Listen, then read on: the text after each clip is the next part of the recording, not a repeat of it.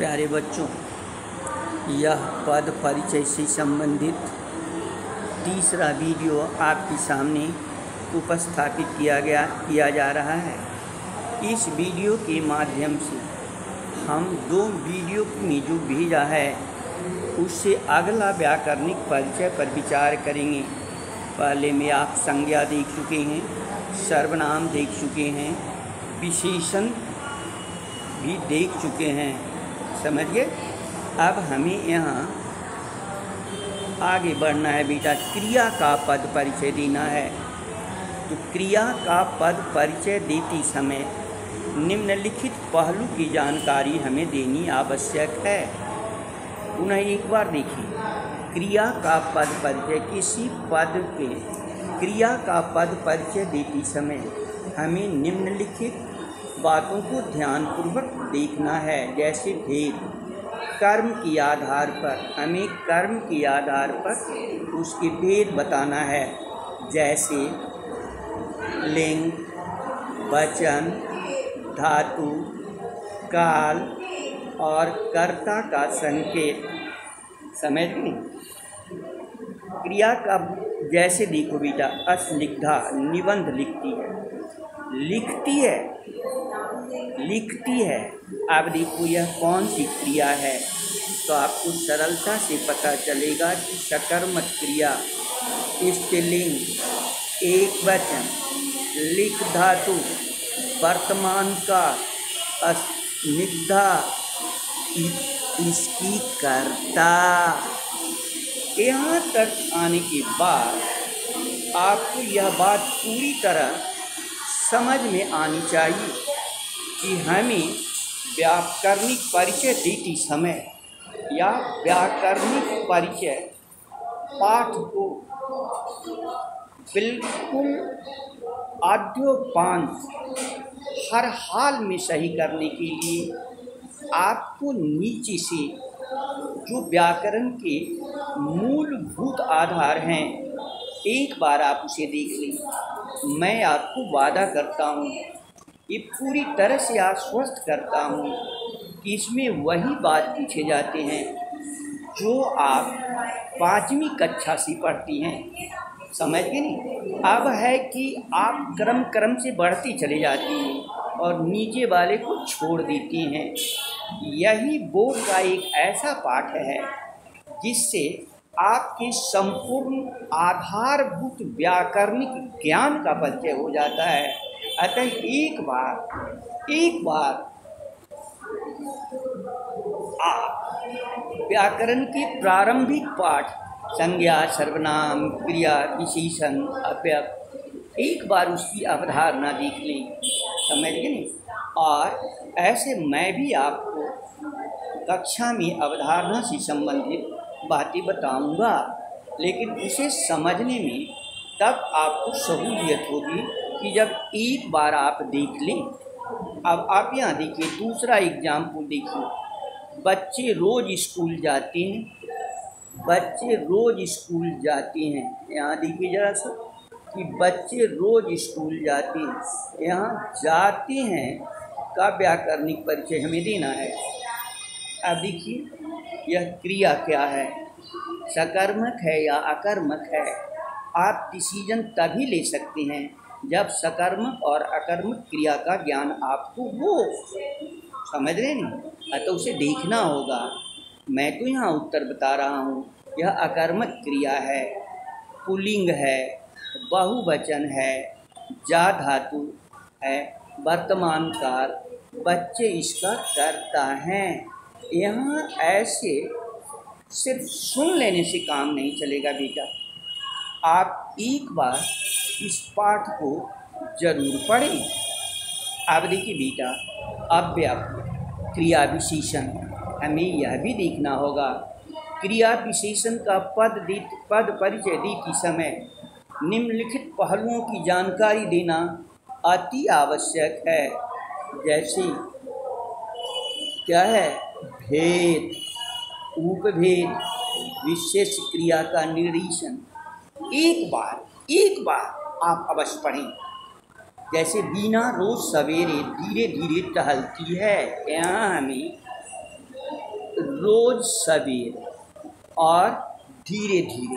क्या करें? रोज सवेरे और धीरे धीरे। हमें रोज सवेरे और धीरे धीरे का व्याकरणिक परिचय देना है।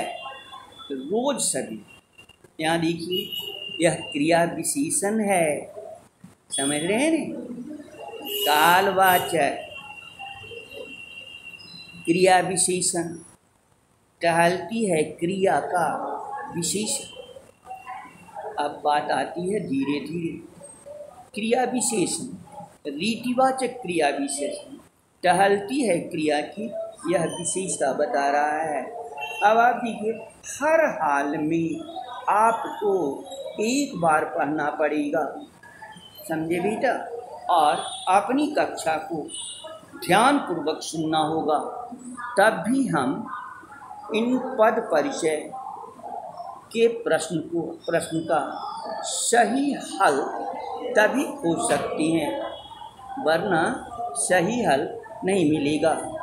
यहाँ देख बेटा, समुच्चय बोधक का पद परिचय देते समय भी हमें निम्नलिखित पहलुओं की जानकारी देनी होगी, जैसे भेद, जैसे क्या कहा बेटा? भेद, उपभेद, संयुक्त वाक्य अथवा अव्यय। जैसे देखो, देवजानी और श्रेयांश भाई बहन और का पद परिचय देना है, और समुच्चय बोधक अव्यय है, समानाधिकरण योजक। देवजानी और श्रेयांश शब्दों को मिला रहा है बेटा। दूसरा एग्जाम्पल देखो, सभी लड़कियां खाती हैं जबकि पल्लवी बचाती है। देख रहा है? यहाँ हमें जबकि का पद परिचय देना है, तो आपको इसे पढ़ना होगा कि समुच्चय बोधक का परिचय हम किस प्रकार देंगे। तो समुच्चय बोधक का भेद, उपभेद, संयुक्त शब्द अथवा वाक्य बताना होगा। जैसे जबकि है तो समुच्चय बोधक अव्यय है, व्याधिकरण योजक है, सभी लड़कियां खाती हैं तथा पल्लवी बचाती है। दो वाक्यों को यह मिलाता है। प्यारे बच्चों, अन्य संबंध बोधक के बारे में जरा विचार कीजिए। यहाँ भी हमें उसके भेद, पदबंधों, वाक्यांशों से संबंध आदि निर्देशन का भेद बताना होगा। आप देख रहे हैं, जैसे हमारे विद्यालय के पीछे खेल का मैदान है, हमें के पीछे देखो जरा से, तो के पीछे संबंध बोधक अव्यय, स्थानवाचक, विद्यालय का संबंध, अन्य शब्दों से जोड़ने वाला। ठीक है? चोट के कारण राहुल खड़ा भी नहीं हो पा रहा है। आप इसे देखें, चोट के कारण राहुल खड़ा नहीं सॉरी बेटा, चोट के कारण राहुल खड़ा भी नहीं हो पा रहा है।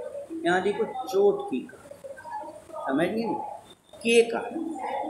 अब यहाँ देखो, संबंध बोधक अव्यय, कारण, सूचक, चोट का संबंध, अन्य शब्द को जोड़ने वाला,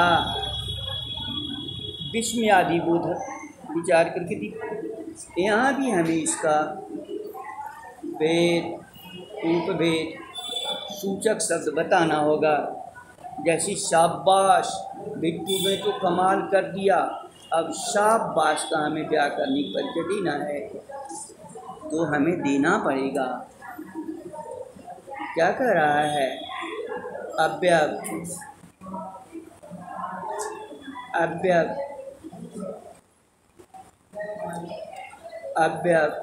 विस्मयादि बोधक अव्यय, हर्ष सूचक, यह आपको बताना होगा। समझ रहे नहीं? आप जा देखिए, हाय, बाढ़ ने तो सब कुछ डुबो दिया। हाय, हाय अव्यय, विस्मयादि बोधक, और शोक सूचक। आप समझ रहे हैं हमें कहाँ तक इसे पढ़ने की ज़रूरत है। धन्यवाद बच्चों। आपको एक बात अंततः कहा जाता है, एक बार आद्योपांत पद परिचय से संबंधित जितने भी व्याकरणिक परिचय हैं उसे एक बार अध्ययन करें, तत्पश्चात कक्षा में प्रवेश करें। मैं आपको विश्वास दिलाता हूँ कि हर हाल में इस प्रश्न से आपका प्रश्न छूटने नहीं जा रहा है। हाँ, आवश्यकता है कुछ उदाहरण एग्जाम्पल को बनाने के लिए, कुछ सेट को बनाने के लिए जो मैं आपको उपलब्ध कराऊंगा। धन्यवाद बच्चों।